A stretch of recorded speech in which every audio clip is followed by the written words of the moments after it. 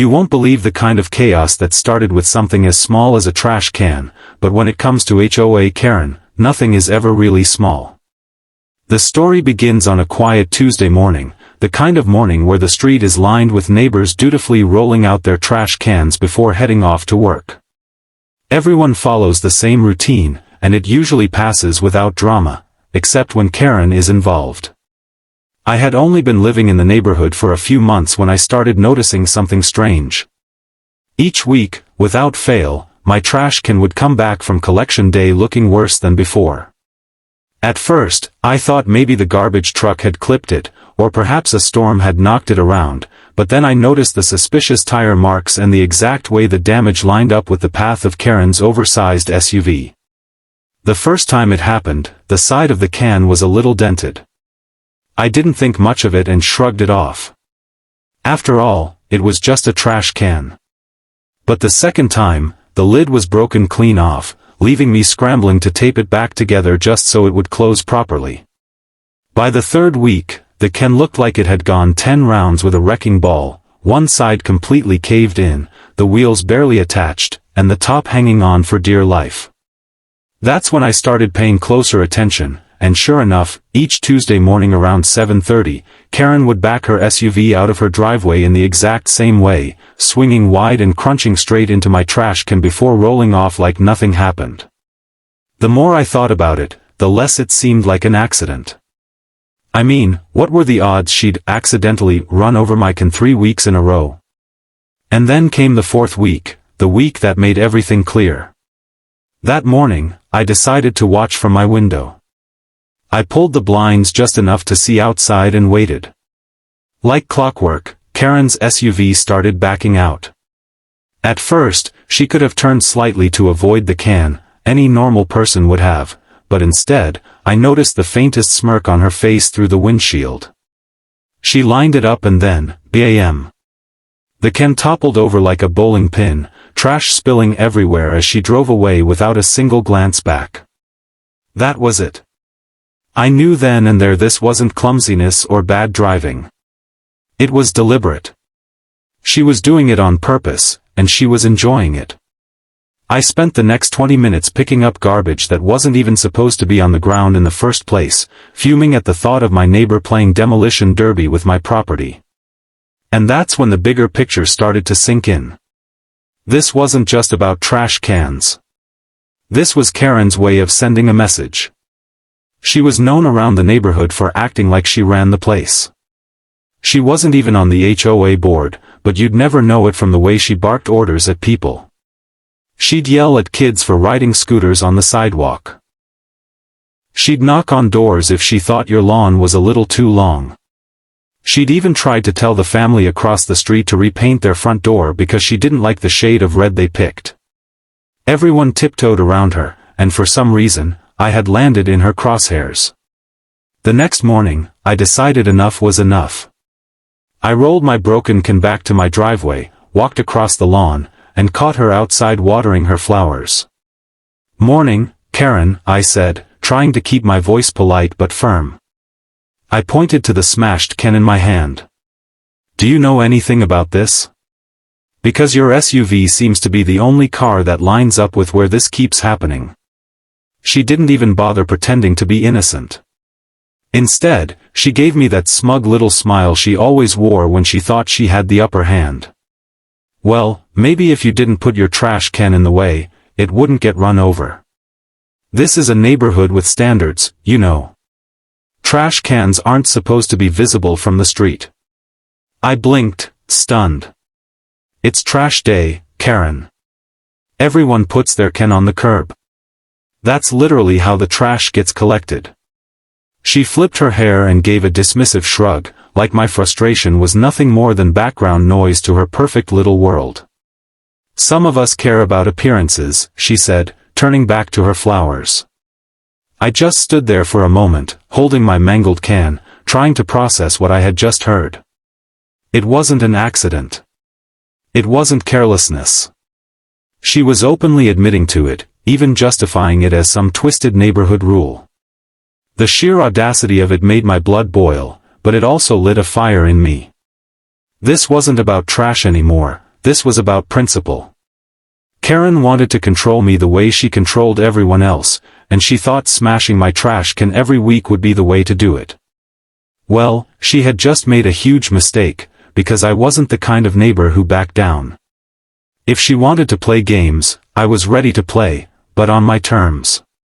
What Karen didn't realize was that I wasn't just irritated, I was resourceful. And as I dragged my battered trash can back toward the garage, a plan was already forming in my head.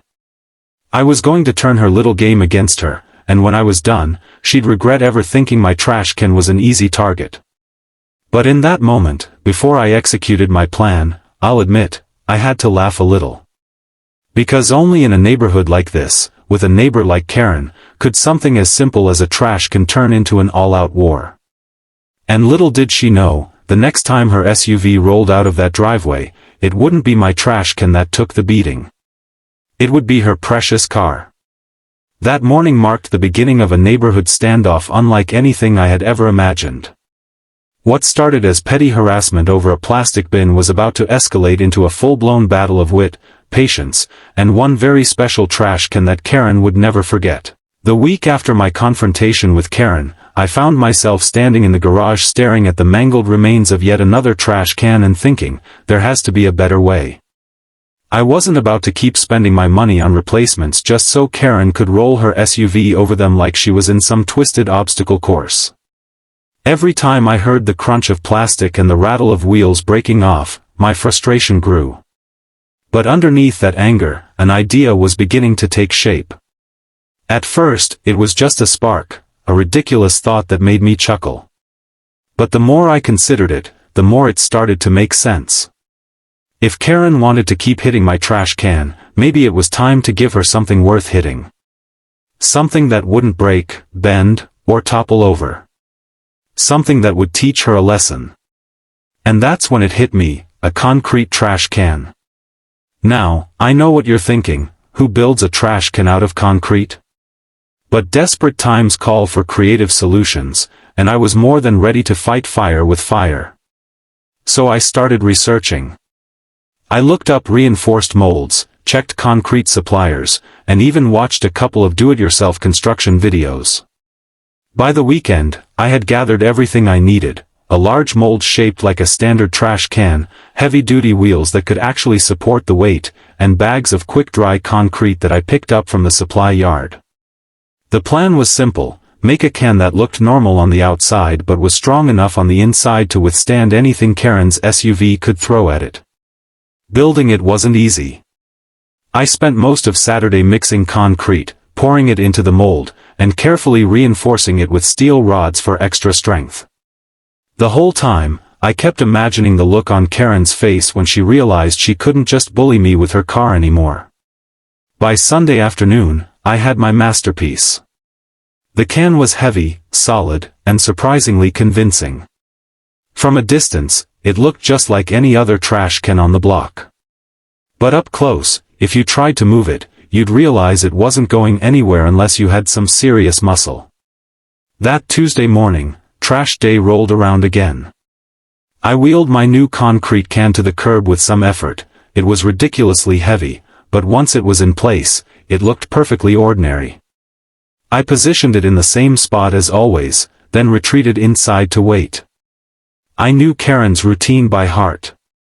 At 7:30 sharp, she'd back out of her driveway, pretending not to notice my trash can sitting directly in her path.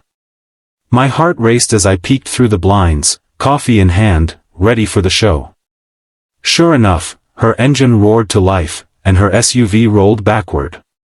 She lined it up just like before, smirk plastered across her face as if she was about to claim another victory in her little game. Only this time, things didn't go according to plan. Instead of the familiar hollow crunch of plastic, there was a deafening thud that echoed down the street. Her SUV jolted to a stop as though it had hit a brick wall.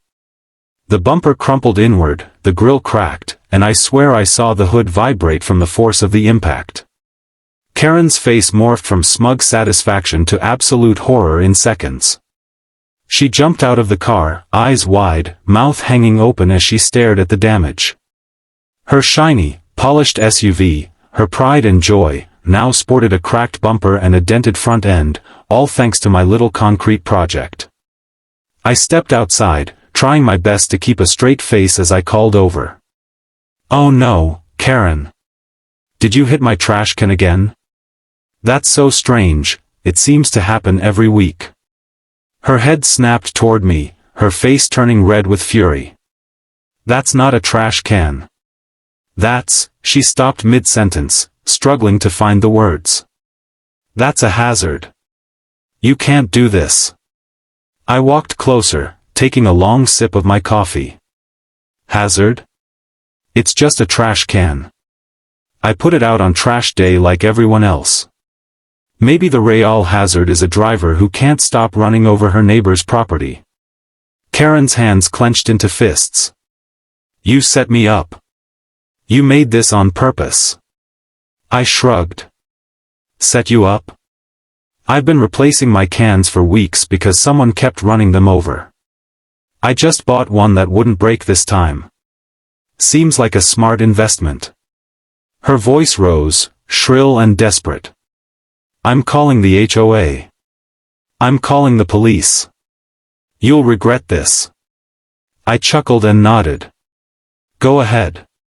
But I think you'll find it hard to explain why you've been hitting my trash can every Tuesday for months. Might not look so good for you when the story comes out." She stormed back into her house, slamming the door so hard it rattled the windows. Minutes later, I saw her pacing with her phone in hand, no doubt calling the HOA and anyone else who would listen. I knew it wouldn't be long before this escalated, but I was ready. If Karen wanted a war, I had just fired the first real shot. Sure enough, about an hour later, the HOA president showed up, clipboard in hand and frustration already written across his face. Karen followed behind him, practically fuming, pointing at her damaged SUV and yelling about how I had weaponized my trash can. I stood calmly by the curb, leaning against my new concrete creation like it was a work of art. "Sir," the HOA president began cautiously, "Karen tells me you replaced your trash can?" I nodded. "Of course. After the last one got destroyed, I figured I'd better get something sturdier. Didn't realize that was a problem." Karen exploded. "It's not a trash can. It's concrete. He did this just to damage my car." The president sighed and rubbed his temples. "Karen, regardless of what the can is made of, why are you driving into it in the first place? Trash cans are supposed to be at the curb on collection day. There's no reason you should be hitting them." Her mouth opened and closed like she couldn't believe what she was hearing.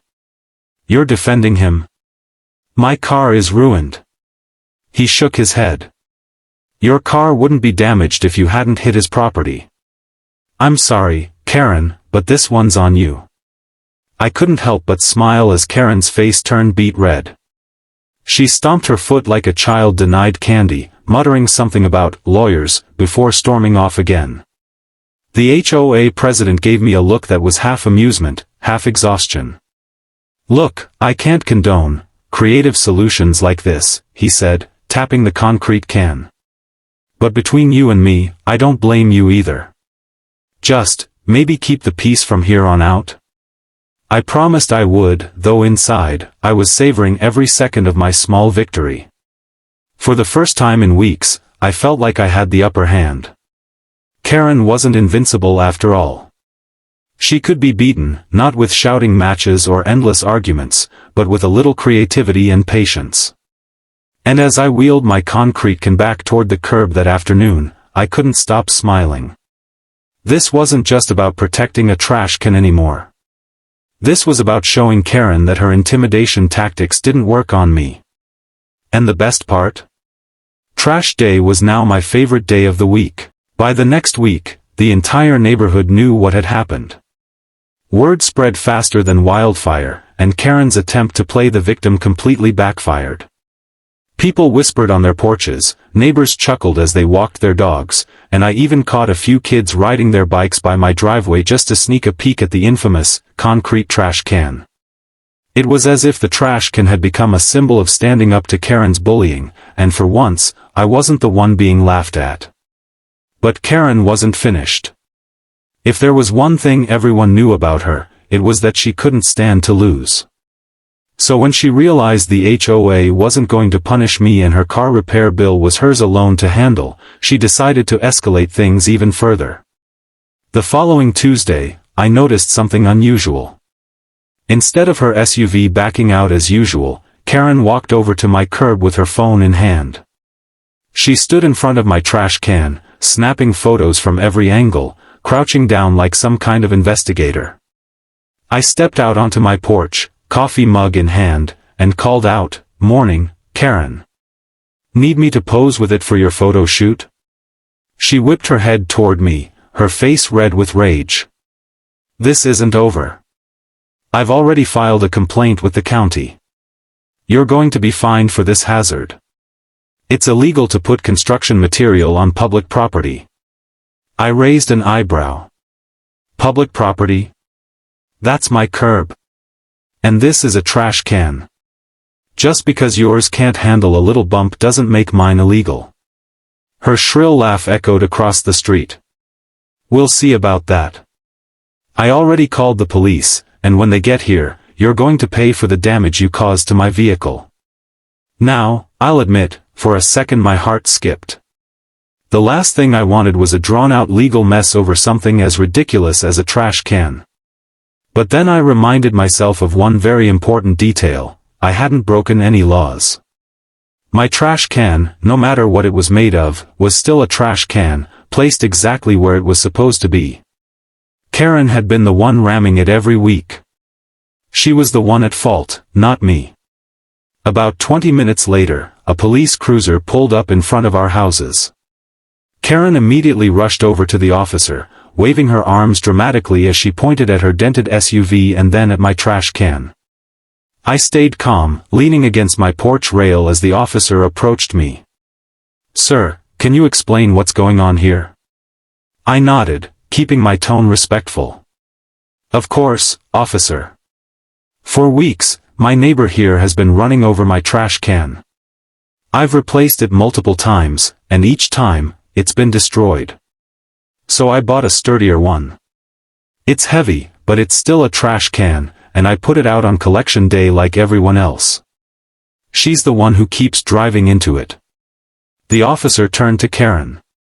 "Ma'am, is that true? Have you been hitting his trash can?" Her face turned bright red. "That's not the point. He made it out of concrete just to damage my car. That's entrapment." The officer struggled not to laugh. "Ma'am, entrapment is a law enforcement term. It doesn't apply to trash cans. From what I can see, he placed it legally on collection day. If you hit it with your vehicle, that's your responsibility as a driver. It doesn't matter what it's made of." Karen's jaw dropped. "So you're just going to let him get away with this? He's mocking me." The officer sighed. "Ma'am, I suggest you avoid driving into your neighbor's property in the future. If this continues, you could be cited for destruction of property or reckless driving. As for you, sir," he turned back to me, "maybe don't make your trash cans out of solid concrete. It's unconventional." I grinned. "Understood, officer. But I think this one's going to last a while." Karen stormed off in a huff, muttering under her breath about lawsuits and conspiracies. But the truth was, she had been humiliated. In front of the entire neighborhood, a police officer had told her exactly what she didn't want to hear: she was wrong. And worse, she couldn't spin it to make herself the victim anymore. The weeks that followed were almost peaceful. Karen gave my trash can a wide berth, pulling out of her driveway with exaggerated care, like she was afraid it might leap into her path again. I could see the embarrassment etched on her face every time she passed my house, knowing everyone in the neighborhood saw her as the woman who got outsmarted by a trash can. The other neighbors, meanwhile, became friendlier toward me. They'd nod, wave, and even stop to chat about how they were glad someone had finally stood up to her. But Karen being Karen, she couldn't let it go entirely. She tried little things, leaving passive-aggressive notes on my mailbox about neighborhood standards, making snide comments when she walked by, and even trying to get the HOA to change rules about what kind of trash cans were allowed. But no matter what she tried, she couldn't touch me. Because at the end of the day, my can was perfectly legal, and she had no power to change that. One evening, a couple of neighbors stopped by while I was working in my yard. "Hey," one of them said with a chuckle, "we just wanted to say thank you. Karen's been on everyone's case for years. You have no idea how good it felt to see her finally get a taste of her own medicine." I laughed. Honestly, I just wanted to stop buying new trash cans. But if it helped everyone else too, I'll take it. The man grinned. "You did more than stop her from smashing your trash can. You showed her she can't push people around forever. That concrete can of yours? It's legendary now." And that's when I realized something. This whole ordeal, as ridiculous as it seemed, wasn't just about me. It was about standing up to a bully who thought she could control everyone through intimidation and pettiness. My concrete trash can had become more than just a practical solution. It was a symbol of resistance, a reminder that sometimes the best way to deal with a Karen is to let her defeat herself. From that day forward, Trash Day became a little victory for me. I'd roll out my trusty concrete can, sip my coffee, and watch Karen carefully steer her SUV far, far away from it.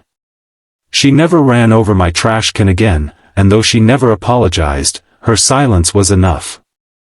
I had won, not by shouting, not by arguing, but by being smarter, patient, and just a little bit creative. So if you ever find yourself dealing with a neighbor like Karen, remember this story. Sometimes the best way to win is not to fight back with anger, but with cleverness.